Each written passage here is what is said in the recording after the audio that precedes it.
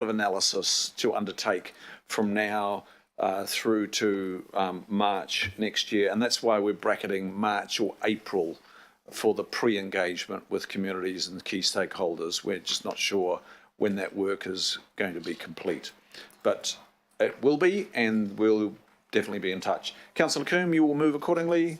Do I have a second, please? Councillor Simpson, thank you.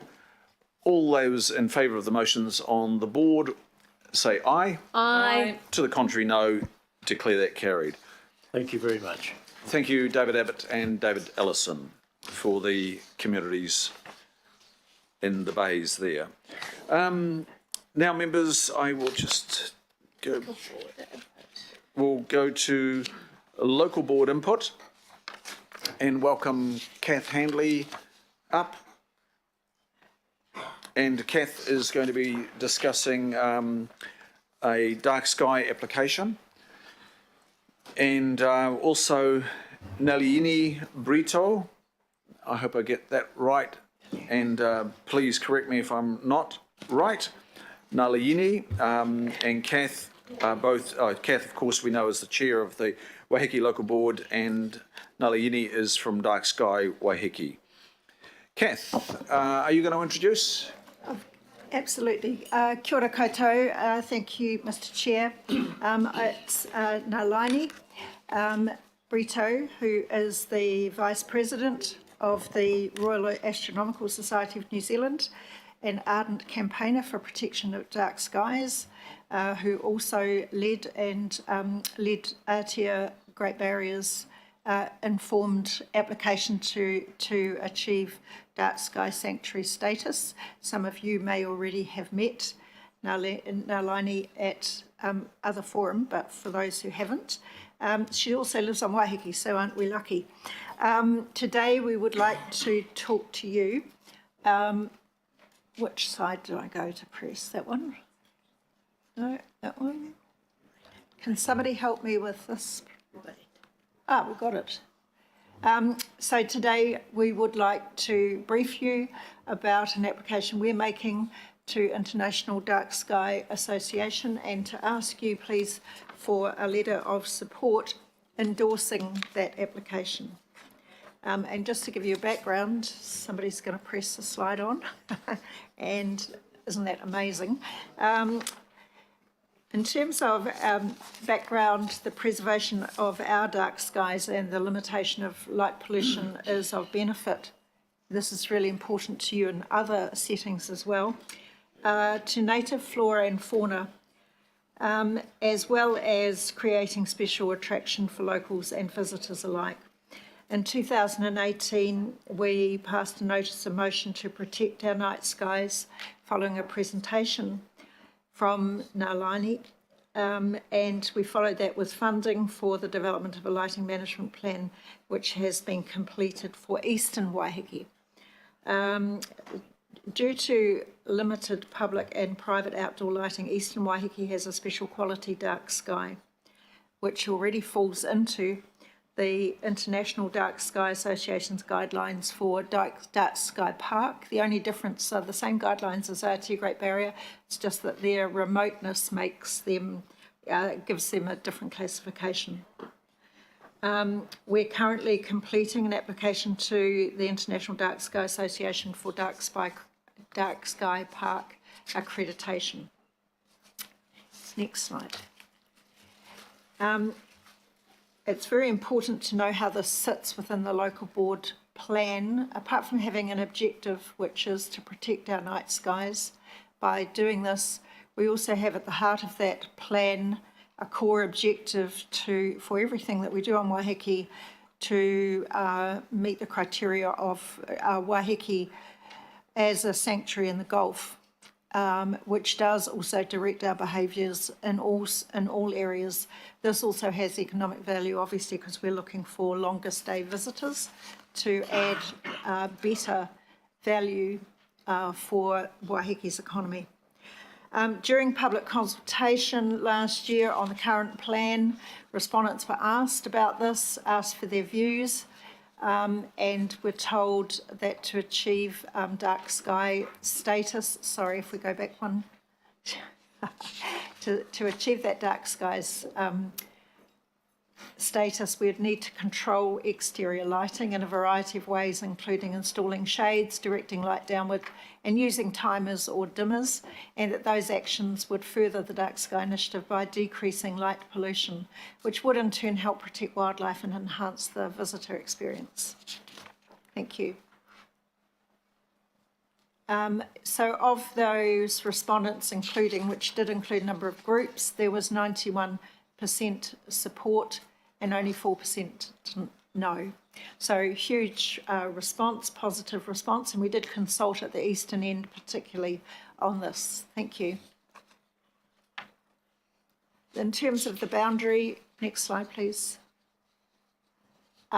It's not quite the rural-urban boundary. It excludes a couple of village areas, but it is essentially what we call the far end or the bottom end of the island, the eastern end.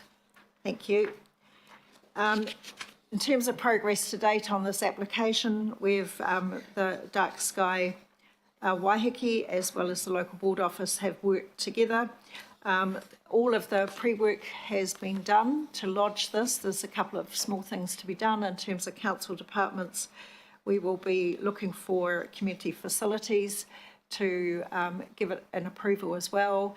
And then there are some things that regulatory need to do along with park sports and recreation planning, but they're straightforward. Auckland Transport has already improved the lighting management plan that we funded as a local board, and they changed voluntarily without the local board's involvement, just with Dark Sky Waiheke, all of the eastern end street lights from 4,000 Ks to 3,000 kelvins to comply with the light management plan and Dark Skies conditions. So on the next slide, you'll see the eastern, you have to have a certain number of public observation sites. So these are those. And additionally, there will be private sites as well. So we've got local landowners, they're pretty big down that end in terms of land holdings, large land holdings, but we've got some of those already offering places for the public to go at night, climb the fence and, look at the sky.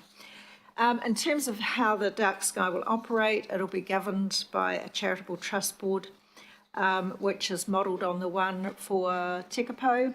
I can't remember the full name of that group, but regardless, it's been very successful as a community stroke governance mana whenua and DOC group. The management of light pollution going forward will emphasise voluntary compliance. And we have a large group, Dark Sky Waiheke volunteers, and they will visit people who aren't compliant. At the moment, there's only 2 or 3 places that aren't. It's not, they're not huge controls that are required either. They're quite reasonable. And you'll be interested to know that the lights from this side of town don't affect the quality of the skies down that end of the island. Thank you. And in terms of compliance, it can be enforced already under the Hauraki Gulf Island District Plan and under bylaws. So once we're accredited, consideration will be then given to extending the accreditation to the west under different criteria, and it is likely we'll be able to achieve international dark sky community status at the western end, the more urban end. And on that, I'll finish. Our request is to get a letter of endorsement from you. Thank you. We're open for questions, so Nalani obviously will answer anything that to do with the application and the dark skies themselves, being the technical expert. Thank you very much. Thank you, Kath. And a question from Waitemata Ward Councillor Coombe. Waitemata and golf, Mr. Chair. Oh, sorry, very and important. golf. Missed that bit. That was an error. Tēnā koroa. Thank you both for coming along to present, Chair Kath and Alani. I was fortunate to get to meet Richard Somerville Ryan, who of course promoted the Dark Sky Sanctuary on Aotea Great Barrier, and he raised with me that one of the issues is it's fine, of course, on the island, and there's no light pollution there, but a growing problem is the creeping sprawl up Rodney Way is increasing the light from the mainland, and one of the main issues there it's domestic lighting from people's houses, but also the street lights. And so he was wanting us to be more vigilant around what Auckland Transport was doing in the streets. And I just wondered if that is going to be a similar problem on the eastern end of Waiheke, on the mainland that it's facing, and if that's something we need to, as part of this application, we need to be vigilant about. It's definitely impacting the western end of Waiheke. The eastern end is almost as dark as Aotea, because I've measured both. And over time, that could become a problem, right? And even for Aotea, we are talking decades before it becomes a problem. It also depends on the degree. So if there's a light dome and if it's like within 10 degrees, it's not a problem. It's near the horizon. But yes, it is likely to become a problem. And one of the things we have done is made a submission under the Natural and Built Environment Bill, which has been supported by the Barrier Local Board, Waiheke, Tekapo, and a lot of astronomical society, including Auckland Astronomical Society, which Mayor Phil Goff is the patron of. So at a wider level, at a national level, we are taking it up. But to be honest, if Auckland can do it, the rest will just follow. So any support will be appreciated. I also did the measurements for Waitakeri's local board, and they have a bigger problem because they are much closer to Auckland. Some parts of it is really dark, but some parts you can see the light dome. Thank you. And Mr. Chair, I'm sure you'll explain how we can, very keen that we can endorse this application. And if there's not a way as a planning committee, of course, I'm very happy to endorse it as the local councillor. Kia ora. Thank you. On that note, we'll just put up some emotions here. So, Kath, your next step is, as a board, to present a report back to us. I think how Aotea did it was they actually were the ones that they led the report writing. Now, you've done a lot of the preliminary work. So what I was going to propose today was that the Waiheke Local Board considers preparing that report, and for that to then come to us. I'll just check with Chief of Strategy. Chief of Strategy, that was the process for Aotea. If Actually, the lighting management plan is with you already. okay, I'll just go to Kath. Sorry, and then I'll come to Chief of Strategy. Yeah, the lighting management plan is with planning already, but you're looking for a paper to be presented. Is that right? So we've already done the work with Dark Sky. We also have submitted the lighting management plan, which is with planning. So are you looking for a further proposal to enable you to do this? I believe so. I think we need a formal report from the board collating all of that to come to us. Now, I'm not sure whether it comes before the committee or comes as a confirmation that the body of work has been complete, and then we can delegate authority. But look, I don't want to second guess this, so I'll go to the Chief of Strategy. Thanks, Mr. Chair. Thanks, Kath. Look, I didn't realise about the lighting management plan, so I'm fine with these recommendations if that's what the committee wish. The other option I have is to, I just guess, confirm the next steps with you, particularly once I understand the lighting plan element. And I could confirm whether or not, and if we need to bring it back to this committee, we'll do so, or the board will do so, or we could do it in some kind of confirmation or information item manner. Sorry, Mr. Chair, that's probably very unhelpful to you, but I'm just not, I just wasn't aware of the lighting plan, so I'm just not sure where that might sit in terms of what you need from us, as staff. Okay, sorry, put the audio back on. Kath, can you just have a quick look at the, I think the A, of course, stands, the B stands. So there's a question around the C, and then the D I would suggest that's to approve a mayoral letter. I think, Mayor, you wrote the letter on the LT application. And so if we could just put in there a mayoral letter. But just going back to the C, that's the area that I'm just a little bit unsure about. Kath, our plans and places team is very stretched at the moment. So I don't want to commit them to work which we're going to effectively slow the whole thing up by not being able to do in time. So, Mr. Chair, I'm just wondering, what about we could remove C, and if we put with B, the planning committee may need to receive a report, because that's the question. We could remove C. If they need to, they need to, so it's going to happen.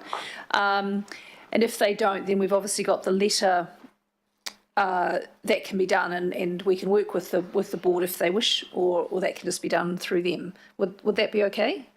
And then we will just action whatever action needs to come out of that. I think that's the best course. Can we just quickly make those changes? Councillor Coombe, I've got you moving this. Are you comfortable with those directions? Kath, just want to check with you. Just take a moment and we'll put that up very shortly.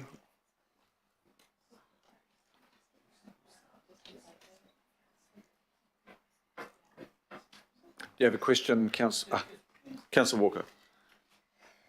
So I've just got a question, and that's not at all at odds with what is being proposed here. But given that Waiheke sits within the Hauraki Gulf and a multitude of islands, all of which, as far as I know, are dark, is there a larger context here? Quite obviously, we've already picked off Great Barrier. It would be useful to establish the other islands that are dark, because no doubt that would support the Waiheke application. Could I answer that? I think that all requires work to establish, so this is all scientifically established, so that would require work to establish those. So we haven't, right, we've got a number of other islands in Aotearoa. We haven't looked to extend this work to there. Nalani. The International Dark Sky Association, the top two people have actually visited Waiheke and Aotea. And what they told me was very clearly, if you can get Waiheke accredited, they will accredit the whole of the Gulf. Because there's so little population, it's only going to clear the pitch for Waiheke. They said, get Waiheke over the line, we'll do it. Thank you, Mr. Chair. Okay, thank you. Thanks for that clarification. Now, I think we've confirmed the words. If we could look at the A, haven't changed, the B and the C. Comfortable with that, Councillor Coombe? Okay, it's moved. Do I have... Sorry, can you put audio on, please? Can't hear.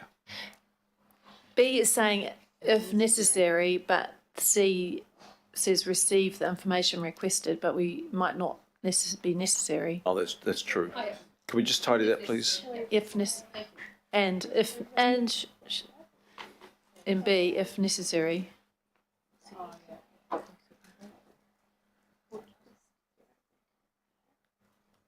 Oh, I don't know. No, I think you had it already. You didn't need to take out all those words. I think they've got it. Rather than, sorry, I like to let the staff work it out because they know what is intended.